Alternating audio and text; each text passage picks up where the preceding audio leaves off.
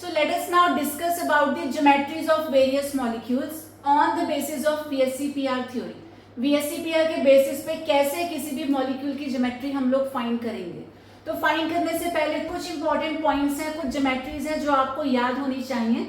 Then आपको जो भी एग्जाम्पल दिया जाएगा you will be able to solve that, you will be able to find the geometry of the molecule. तो यहाँ पर पहले हम बात कर रहे हैं ऐसे मॉलिक्यूल्स की जिनके पास कोई भी लोन पेयर नहीं है, यानी कि सारे के सारे उनके पास है बॉन्ड पेयर्स. तो जितने भी इलेक्ट्रॉन पेयर्स हैं वो सब बॉन्ड बना रहे हैं, सब बॉन्ड की फॉर्म में है. फ्री इलेक्ट्रॉन्स यानी कि नॉन बॉन्डेड इलेक्ट्रॉन्स जिन्हें हम लोन पेयर भी कहते हैं वो यहाँ पे अवेलेबल नहीं है. ठीक है, तो अगर हमारे पास किसी मॉलिक्यूल में दो बॉन्ड पेयर्स यानी कि दो बॉन्ड बन रहे हैं तो उसकी ज्योमेट्री क्या होगी. तो लेट अस से वी हैव दिस मॉलिक्यूल, ये हो गया सेंट्रल एटम, जिसको हम लोग सेंटर में शो करते हैं वो होता है सेंट्रल एटम. तो सेंट्रल एटम हमने ए को मान रखा है. टोटल नंबर ऑफ बॉन्ड्स कितने हैं, बॉन्ड पेयर्स कितने हैं, 2, यानी कि ये मॉलिक्यूल जो है यहाँ पे दो बॉन्ड्स हैं. तो जब दो बॉन्ड्स बनेंगे उनके बीच का जो मैक्सिमम डिस्टेंस पॉसिबल होता है वो होता है at an angle of 180 degrees. ठीक है, 180 से ज्यादा अगर हम कोशिश करेंगे, ये सपोज इन दोनों के बीच में 180 डिग्रीज है, इससे ज्यादा बनाने की कोशिश करेंगे तो एक साइड से एंगल कम हो जाएगा उनके बीच में. देयरफॉर दो के केस में जो मैक्सिमम डिस्टेंस है वो 180 डिग्रीज का एंगल पॉसिबल है. अब ज्योमेट्री क्या होती है, हम ये चेक करेंगे कौन सी शेप निकल के आई है, तो इसको बोलेंगे लीनियर, क्योंकि एक लाइन जैसी बन रही है. तो LINE लाइन जैसी दिखाई दे रही है, therefore the geometry is known as linear. उसके बाद अगर कोई ऐसा मॉलिक्यूल है जो टोटल 3 बॉन्ड्स बना रहा है, अगेन यहाँ पे कोई भी लोन पेयर नहीं है, सिर्फ अभी हम बॉन्ड पेयर्स की बात कर रहे हैं. कैसे पता लगेगा बॉन्ड पेयर है या लोन पेयर है, वो भी हम एग्जांपल्स में डिस्कस करेंगे. ठीक है, पहले बेसिक्स को समझ लेते हैं. तो अगर टोटल नंबर ऑफ बॉन्ड्स 3 है, किसी मॉलिक्यूल में टोटल 3 बॉन्ड्स बन रहे हैं तो उसकी ज्योमेट्री क्या होगी. अब 3 के केस में ये तो हो गया सेंट्रल एटम. अब जो 3 बॉन्ड्स बन रहे हैं उन्हें कितनी दूरी पे हम रख सकें, कितने मैक्सिमम डिस्टेंस पे प्लेस कर सकते हैं, तो वो होता है at an angle of 120 degrees. अगर हम इन तीनों को ज्वाइन कर देते हैं तो ये एक ट्राइंगल जैसा बन के आएगा. Therefore the geometry is known as trigonal planar. 3 के केस में कोई और ऐसी ज्योमेट्री पॉसिबल नहीं है जहां पे ये सारे एक दूसरे से मैक्सिमम डिस्टेंस पे जा सकें. मान लो ऐसी अगर कोशिश करें कि ये सेंट्रल एटम है, 3 हमने एटम्स को यहाँ शो कर दिया. अब इनके बीच का एंगल तो 180 डिग्रीज हो गया, लेकिन यहाँ का एंगल आ गया 90 डिग्रीज.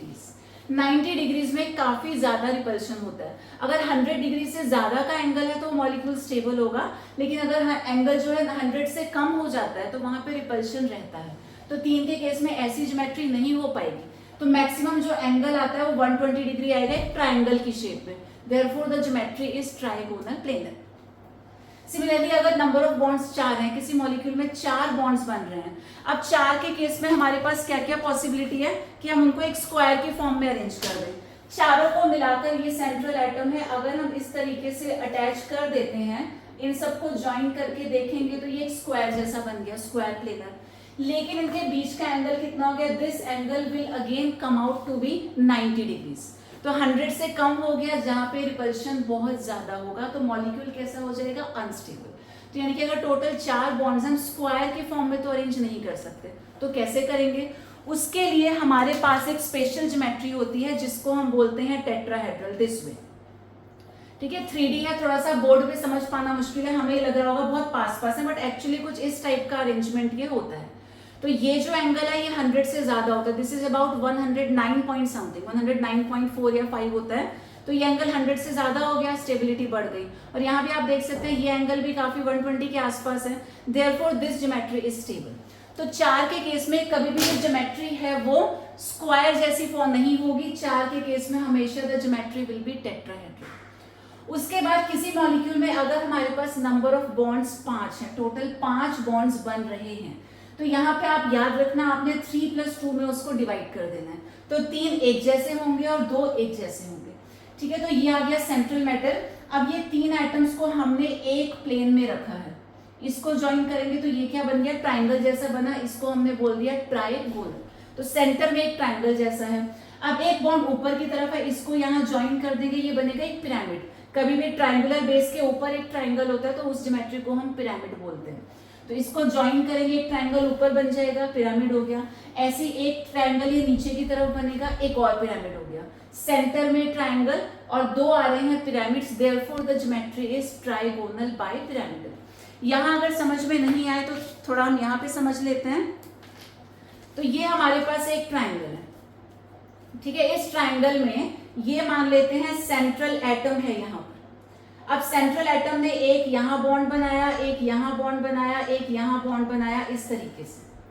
उसके बाद इसे अगर हम पियर्स करके यहां से निकाल दें ये, तो क्या हो गया, एक एटम ऊपर आएगा बी का, एक एटम नीचे आएगा बी का। तो ये बन गई कौन सी ज्योमेट्री, देखो सेंटर में ट्राइंगल है यानी कि ट्राइगोनल, एक पिरामिड ऊपर और एक पिरामिड नीचे, तो this is trigonal bipyramidal. उसके बाद नेक्स्ट हमारे पास केस आता है 6 का। तो किसी मॉलिक्यूल में टोटल अगर 6 बॉन्ड्स बन रहे हो तो उसे कैसे ब्रेक करना है, 4+2 में। तो 4 एक जैसे होंगे, 2 एक जैसे होंगे। तो 4 से मिलके हमने बना दिया स्क्वायर। अगर इन चारों को हम ज्वाइन करते हैं तो यहाँ से स्क्वायर ज्योमेट्री निकल के आएगी, तो हमने लिख दिया स्क्वायर। आप एक पिरामिड ऊपर क्योंकि ज्वाइन करेंगे तो पिरामिड जैसा बनेगा, फिर नीचे ज्वाइन करेंगे ये भी एक पिरामिड जैसा बनेगा, तो 2 पिरामिड्स हैं। सेंटर में स्क्वायर, ऊपर और नीचे 2 पिरामिड्स, तो this is called square by pyramidal. लेकिन जो मोस्ट कॉमन इसका नेम यूज होता है वो होता है ऑक्टाहेड्रल। तो 6 बॉन्ड्स के केस में ज्योमेट्री को बोला जाता है ऑक्टाहेड्रल। अब इसकी जो समरी है that you need to learn, बहुत सिंपल है, 2-3 बार आप इसको रीड करेंगे आपको लर्न हो जाएगा। तो अगर 2 बॉन्ड्स बनेंगे तो geometry will be linear, line जैसी। 3 के केस में ट्राइंगल याद रखना, तो ट्राइंगल से आपको याद हो जाएगा ट्राइगोनल प्लेनर। 4 के केस में स्क्वायर नहीं बनेगा, 4 के केस में ज्योमेट्री होती है टेट्राहेड्रल। 5 के केस में उसे 3+2 में डिवाइड कर देंगे, 3 से बनेगा ट्राइगोनल और 2 बनेंगे पिरामिड्स, तो इट्स ट्राइगोनल बाय पिरामिडल। और टोटल अगर 6 बॉन्ड्स हैं तो इसे 4+2 में डिवाइड करना है, 4 मिलके बनाएंगे स्क्वायर और 2 बनाएंगे 2 पिरामिड्स, तो स्क्वायर बाय पिरामिडल, जिसका दूसरा नाम है octahedral. 2 linear, 3 is trigonal planar, 4 is tetrahedral, 5 is 3+2 trigonal bipyramidal, और 6 होता है 4+2 यानी कि स्क्वायर बाय पिरामिडल या फिर ऑक्टाहेड्रल।